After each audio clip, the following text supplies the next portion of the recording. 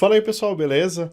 Será que a gente consegue criar uma API com ASP.NET Core, EF Core em menos de 15 minutos? Eu sou o André Baltieri, ou Balta, 7 vezes Microsoft MVP, e se você está conhecendo meu canal por esse vídeo, não esquece de se inscrever, curtir e compartilhar. Então bora lá vencer esse desafio.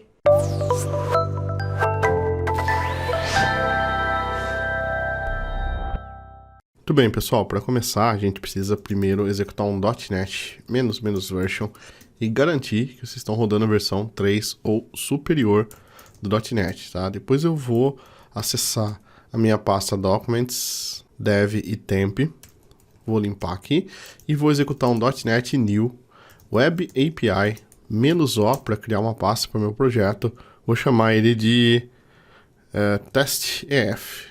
Finalizado aqui, então, vamos abrir esse projeto com o Visual Studio Code. Abrindo o Visual Studio Code aqui, eu vou adicionar a extensão do C# aqui, né, para ele criar esse VS Code que ele me pede. Eu vou apagar esse Weather Forecast CS e vou apagar esse controller que ele cria aqui para mim por padrão. E a gente não quer isso. Assim como nos projetos maiores, eu vou começar aqui pela pasta Models e eu vou criar primeiro o nosso model chamado de category.cs. que vai ter esse código aqui. Ele vai ser a nossa categoria, se usem que está a mais. Vou chamar aqui de test.ef para ficar tudo certo. Tá? Ficou um namespace ruim, mas não tem problema. Eu tenho aqui um key, né, uma chave para esse ID. E depois eu tenho o title com as seguintes validações. 60 máximo de caracteres, 3 mínimo de caracteres e required, que tá até de besta aqui, né? Porque se ele tem entre 3 e 60, obviamente ele vai ser required. Movendo adiante, a gente vai criar aqui no models também o product.cs, que vai ter o seguinte código. Vou chamar ele aqui de test.ef. A chave, que é o ID. As validações no title e description, que são iguais, né? O que a gente já criou no category, não tem nada de diferente, exceto que o description aqui não é required. No price, eu tenho um range de 1 e max value, né, que o preço tem que ser maior que 0. No category ID, a mesma coisa, tá bom? E aqui no category ID a gente tem duas propriedades. Essa é a propriedade da categoria mesmo, né, que referencia a categoria no banco, o ID da categoria. E essa é uma propriedade que a gente chama de propriedade de navegação, onde a gente vai poder acessar informações da categoria dentro do produto. Então, produto.categoria.title, a gente consegue acessar o título da categoria, tá? Se você deixar só o ID, não tem problema também, ele vai criar a referência certinho, mas você não vai conseguir acessar, por exemplo, o título da categoria de dentro do produto. Com tudo pronto nos models, tudo que a gente precisa para trabalhar com o EF é de um data context. Então, vou criar uma pasta aqui chamada de data, e dentro dela eu vou criar o nosso datacontext.cs, que vai ter o seguinte código. Eu vou ter o test.ef.data, e o nosso data context aqui, que vai herdar de dbcontext. dbcontext não está aparecendo aqui porque a gente não instalou o pacote do Entity Framework ainda. Então, vou instalar ele aqui, ó, .NET add package microsoft.entityframeworkcore.inmemory, que a gente vai utilizar o banco de dados em memória aqui para esse tutorial. Por sua vez, esse pacote ele tem independência do Entity Framework, ele já vai trazer o Entity Framework para o projeto. Então, data context, ele herda do dbcontext, e daí tudo que a gente tem que fazer é colocar aqui as coleções que a gente quer utilizar, né? Então, no banco pode ter N tabelas, nos dbsets aqui a gente define quais tabelas a gente quer usar. Um data context ou dbcontext, ele é a representação do nosso banco de dados em memória. Então, dentro do products aqui agora, a gente pode executar o create, read, update e delete, tá bom? Nesse caso aqui no construtor, a gente não tem nenhuma opção. Mas se você estivesse trabalhando, por exemplo, com um banco de dados não em memória, né, o SQL Server mesmo, a connection string ficaria aqui. Com isso feito, vamos para o nosso startup.cs e vamos dizer para a nossa aplicação que a gente tem um data context e que a gente está trabalhando com o Entity Framework. Isso pode ser feito, deixa eu tirar aqui, através dessa linha services.addDbContext, o nosso data context. E aqui dentro a gente pode passar algumas opções para ele. Então, nesse caso, a gente está usando um banco de dados em memória. Então, ó, use in memory database, e a gente tem que dar um nome para esse banco de dados, que eu chamei de database aqui, pode chamar de qualquer nome, são string a seu gosto. Uma outra coisa que eu vou fazer aqui já é deixar o nosso data context disponível através do add scoped, que é a gestão de dependência aqui do ASP.NET Core. Então, toda vez que algum lugar na aplicação pedir um data context, ele vai criar uma versão, né, na primeira vez desse data context em memória, e nas próximas vezes ele vai pegar a versão que já está na memória, ele não vai criar uma nova, ou seja, não vai abrir uma nova conexão no banco. E quando a requisição terminar, ele vai automaticamente destruir esse data context, não vai deixar nenhum vestígio na memória, o que é importante pra gente, tá? Então, se você já fez alguma API com ASP.NET Core, aqui não mudou nada. Na versão 3.0 a gente tem esse Use HTTPS Redirection aqui para forçar o HTTPS, Use Routing, que é um novo esquema de rotas aqui que eu vou mostrar para vocês no API Controller lá, e já tem um Use Authorization aqui, mas a gente não está usando nada de diferente aqui. Acho que são as únicas duas mudanças. E aqui em cima a gente tem, ao invés do Use MVC, né, do add MVC, a gente tem o add Controllers, tá bom? São as únicas diferenças. Use Endpoint, Map Controllers. São as diferenças que a gente tem no Startup.json. Vamos para os nossos controllers, então. Vamos criar primeiro o nosso Category Controller.cs. Inicialmente vai ter o System Collection Generic, Threading Tasks, para a gente trabalhar de forma síncrona aqui. ASP.NET Core, MVC, Entity Framework Core, Data e o Models. Uma das coisas que mudou aqui nos controllers na versão 3.0 é a adição do API Controller, já que agora tudo aqui é controller, né? A gente pode ter um controller para Razor ou um controller para API. Então, no caso nosso, a gente está trabalhando com API Controllers aqui. Como a gente usou o Map Routes aqui e não definiu nenhuma rota aqui embaixo, ó, os endpoints, né? Não mapeou nenhuma rota aqui. Ele vai tentar se basear pelas rotas do controller. Então, é interessante que a gente utilize o route aqui. Eu já estou colocando o V1 para versionar. E o meu controller agora, ele herda dessa classe chamada de Controller Base. Dessa forma, a gente vai ter o nosso primeiro método aqui, que é o método get, HTTP get. Eu sempre gosto de colocar o verbo, se você não colocar nada, ele vai ser get por padrão. A rota é vazia, né? Ou seja, vai ser v1/categories. Tudo que você colocar aqui, ele vai concatenar com v1/categories. Então, v1/categories /banana, tá? Então, ele vai concatenar. E aqui, a gente vai retornar um task. Isso aqui é de forma síncrona, tá? Action Result. E esse Action Result, o filho dele vai ser uma lista de categorias. Aqui dentro do get, eu tenho um parâmetro que é o Data Context nosso, que a gente vai precisar para acessar os dados. E olha que legal, estou utilizando o From Services aqui, que ele já vai pegar o Data Context que está na memória. Então o método tradicional era esse. A gente tinha o nosso construtor aqui, recebia um Data Context aqui, tinha que ter um Data Context privado aqui.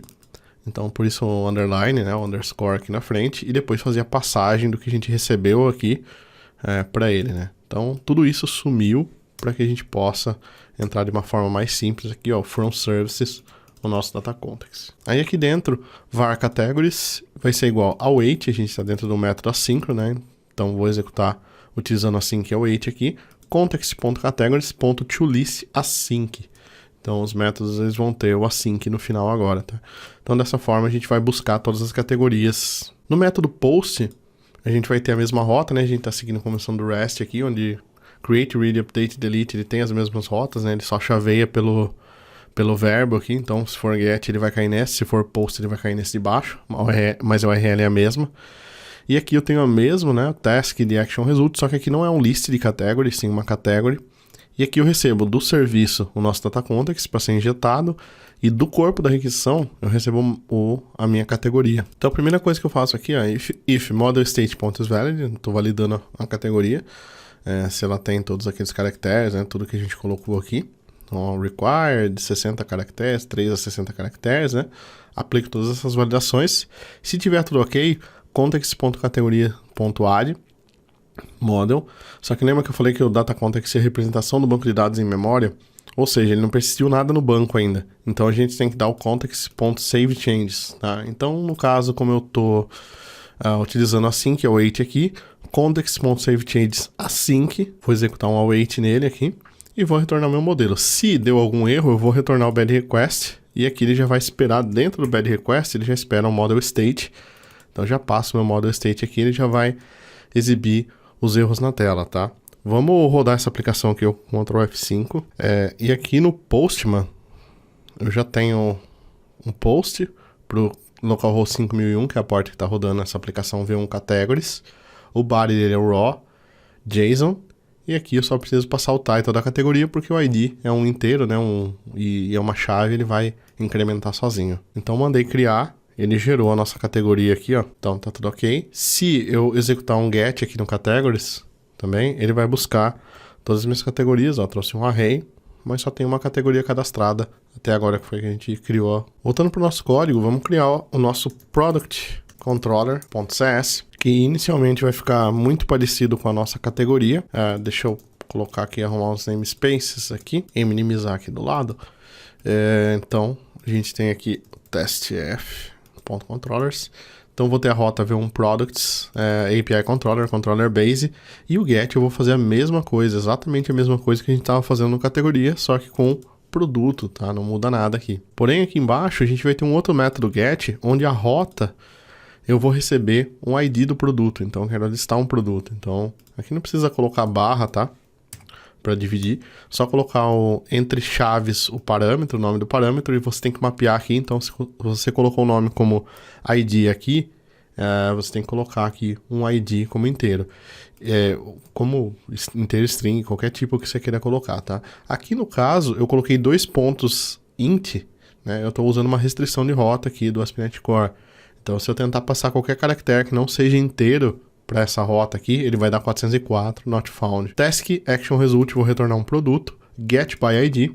Então, aqui eu vou ter um await de context.products.include category. E aqui eu estou usando já um método para incluir a categoria. Então, nota que eu estou usando aqui o category, não category ID. Então, eu estou usando a propriedade de referência porque eu quero trazer o título e o ID da categoria.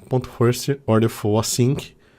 E aí dentro do first order for async a gente tem a expressão aqui, ó, x função x.id igual a id, né, para buscar o produto. Então se ele encontrar mais de um produto, ele vai trazer o primeiro. Se ele encontrar um item só, ele vai trazer aquele item. Se ele não encontrar nenhum, ele vai retornar nulo e não vai dar nenhum erro, tá? Uma boa prática quando você não está usando nenhum método de busca para hidratar qualquer objeto é usar o asNoTracking aqui, tá? Então esse daqui ele vai fazer com que o EF não crie proxies dos seus objetos, tá bom? Então, toda vez que a gente cria um objeto, que a gente pega um objeto do banco, o EF cria algumas versões desse objeto. Por exemplo, a versão original. Aí, se você alterou esse objeto, ele vai criar uma versão alterada. Se você excluir, ele vai criar a versão que foi excluída desse objeto. E ele usa todos esses objetos, né, chamado de proxies, para se orientar e depois fazer o insert, update e delete no banco. Tá?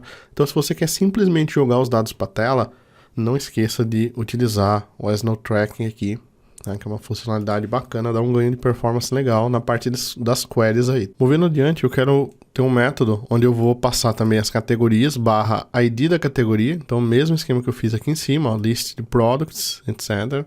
E eu quero pegar os produtos dado uma determinada categoria. Então, products.include x.category where x função x.category ID seja igual a ID.